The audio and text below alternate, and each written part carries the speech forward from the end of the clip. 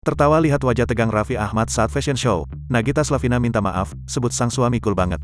Baru-baru ini Raffi Ahmad mengikuti gelaran New York Fashion Week, ia membawa brand Erigo. Saat catwalk, wajah Raffi Ahmad terlihat tegang, namun ia berusaha menutupinya. Sang istri, Nagita Slavina yang turut melihat Raffi Ahmad fashion show pun tak kuasa menahan tawanya. Aksi Nagita menertawakan suaminya itu pun ramai disorot. Terkait hal itu, ibu dua anak ini meminta maaf karena tak bisa menahan tawa ketika melihat suaminya berlenggak-lenggok di ajang itu. "Saya tertawa terbahak-bahak, mohon maaf suamiku," ungkap Nagita Slavina.